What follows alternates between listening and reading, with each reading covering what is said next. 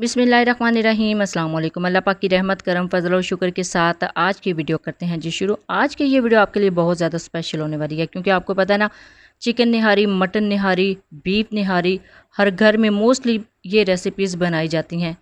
निहारी recipes को hotel style, restaurant style और dhaba style में फुल ऑफ टेस्ट घर में कैसे बनाया जा सकता है, कैसे इसके अंदर जायके लाए जा सकते हैं। जैसे आप बाज़ार से ला के खाते हैं तो फुल ऑफ टेस्ट इसको बनाने के लिए घर में ही मसाला रेडी करेंगे, निहारी मसाला। तो निहारी मसाला बनाने के लिए जो जो इंग्रेडिएंट चाहिए सबसे पहले आप वो नोट कर लें। साबुत मसाले कुछ लिए हैं, ये हैं जी कुछ साबुत मसाले। ये साबुत मसाले जाएंगे इस मसाले को रेडी करने के लिए। इन मसाला जात में से कुछ भी आपने स्किप नहीं करना, ये स्पेशल मसाला जात हैं, इन्हीं से टेस्ट आएगा निहारी मसाले में, निहारी रेसिपीज़ में। तो सबसे पहले ये पीपली हैं, 2 अदद पीपली ली है। ये बहुत ही जायकेदार होती है, इसका जायका बिल्कुल काली मिर्च जैसा होता है, यानी बड़ी काली मिर्च भी आप कह सकते हैं इसको। 2 टेबलस्पून भर के धनिया लिया है, 1 टेबलस्पून सौंफ, 1 टेबलस्पून सफ़ेद ज़ीरा, 2 अदद दालचीनी की स्टिक्स, 1 टीस्पून भर के काली मिर्च, ये साबुत काली मिर्च है, 2 अदद तेज़पत्ते, 1 सौंठ का टुकड़ा, 2 काली बड़ी इलायची, 4 अदद सब्ज़ इलायची, 2 बादियान के फूल, जायफल और जवलत्री का एक एक टुकड़ा। ये सारे मसाला जात मस्ट हैं, ये ज़रूर ऐड कीजिएगा। अब चलते हैं जी नेक्स्ट स्टेप की तरफ। अब इसको ऐड करते हैं एक पैन में। बिस्मिल्लाहिर्रहमानिर्रहीम। ये सारे मसाला जात जाएंगे, इनको हमने करना है डीप रोस्ट, यानी थोड़ा सा फ्राई करना है। फ्राई करने से ना इसका टेस्ट, इसकी खुशबू, इसकी लज़्ज़त, इसका जो जायका है वो बढ़ जाएगा।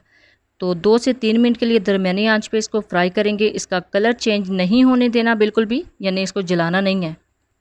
इसका जो एक्स्ट्रा ऑयल है वो निकल जाएगा और इसके अंदर से बहुत ज़्यादा जो अच्छी खुशबू है वो आना स्टार्ट हो जाएगी सारे मसाला जात की। 2 मिनट के लिए इसको फ्राई करेंगे।